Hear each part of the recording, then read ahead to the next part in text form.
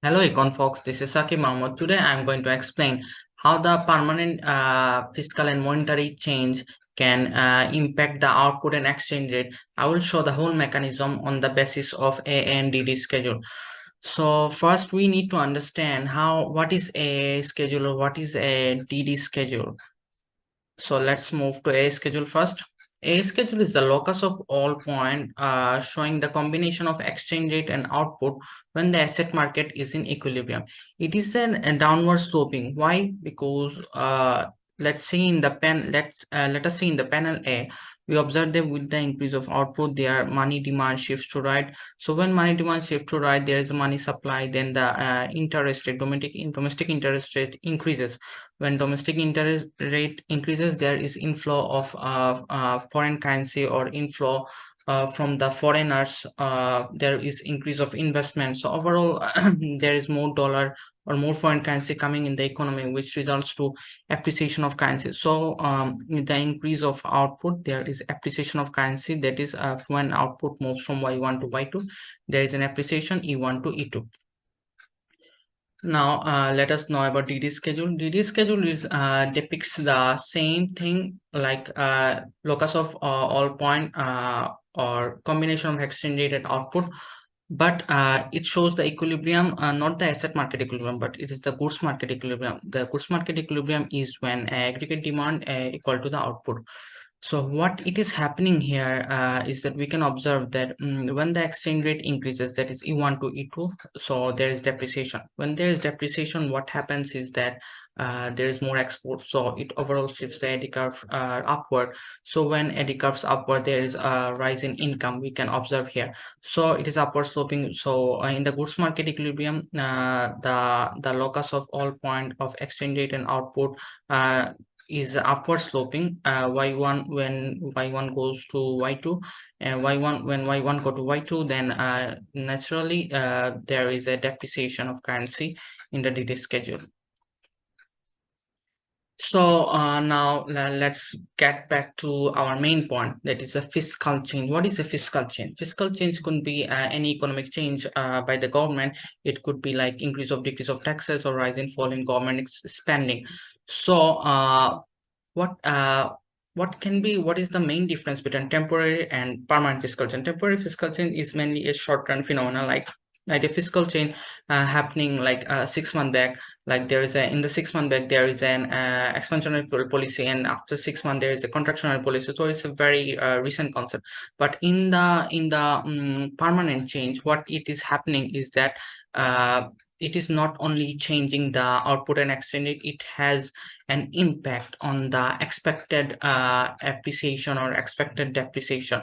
So what is the main difference is can depict that in the temporary changes there is no change in the expectation of investor toward depreciation or appreciation or any expectation in the exchange rate. So when there is a permanent change, what happens is that permanent expansionary government expenditure, what happens is that there is a expectation for appreciation of the currency. So let us see what is the mechanism of ANDD schedule when there is permanent expansionary fiscal policy. First, what is happening is government expenditure is rising or tax is falling, so it is causing permanent fiscal policy. So which results to output is more than potential output. So overall, it is happening because DD is shifting to the right. So what is now happening in the AA schedule? If it was only temporary, then there should not be any change, any shift in AA schedule. But as it is permanent, there will be shift in AA schedule as there is a change in expectation on the exchange rate. What is happening in that when the output increases or government expenditure increases, so government is increasing expenditure. How? Government is taking a loan from the economy. When their government takes more loan from the economy, it is expanding, then government naturally increases the interest rate. So and the interest rate rises, there is naturally appreciation as investors seek to invest in investors from all around the world, and in Bangladesh seek to invest their fund in our country. So there are our currency appreciates, and they naturally expect that there will be appreciation. So what it results is a shifting to left. So a just here DD curve is shifting to right, but AA curve shifts toward left due to expectation appreciation. We can see the thing graphically here.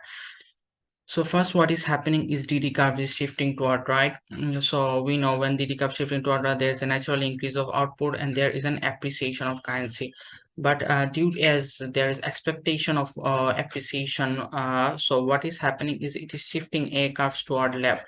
So in from 1 to 3, it is Y1 is above the potential output level.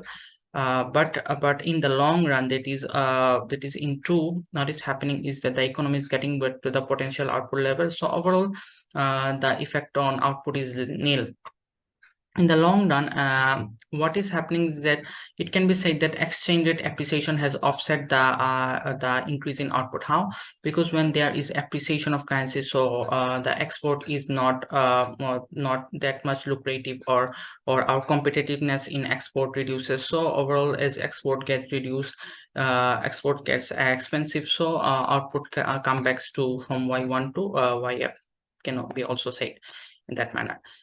Now, let us see what changes happen during monetary changes. What change in the AIDD schedule happens in monetary changes. Then there it could be like any changes by central bank, like increasing money supply, decreasing money supply, interest rate, or required reserve ratio. So if the monetary change is temporary, similar to the DD, it only changes output and spot exchange rate. But what happens is permanent monetary save, not only shifts a schedule, or it not only shifts asset market equilibrium, but it also shifts DD schedule. How? Because the permanent change has an impact on the long run price level. So when the price level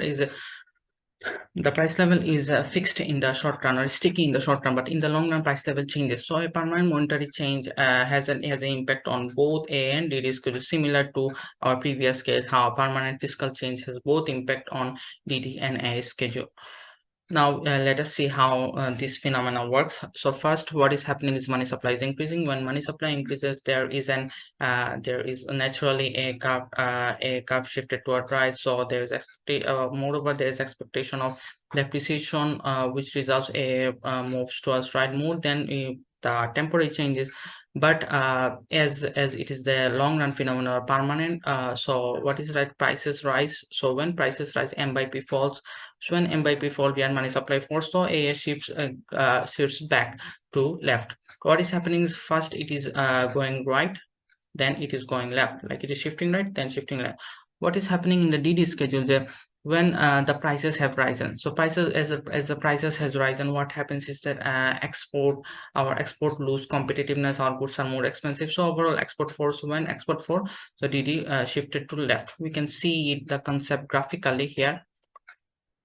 Like what is fine initially happening is AA shifting towards right, like AA1 to AA2, but when the prices rises, M by P falls. So AA2 to AA3 is happening from economy from 1 to, then economy coming back to 3. And when it is coming back to 3, how? Because DD is also shifting towards left as prices has risen. So export competitiveness falls. When export competitiveness falls, I mean to say when export has fallen. So when export falls, there is like a leftward shift of DD schedule. This in the similar case of the permanent fiscal change, there is a effect on output. The effect on output is here, we can see, is nil, because ultimately it's coming back to YF.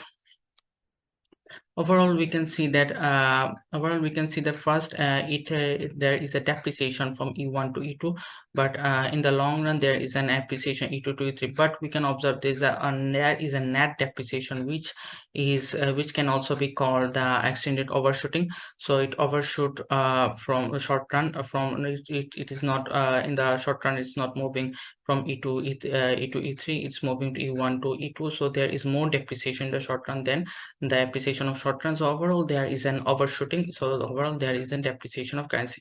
So thank you. This was all from my side. I hope everything I said are relevant to your concept, or I have cleared your confusions regarding the problem. And thanks for watching.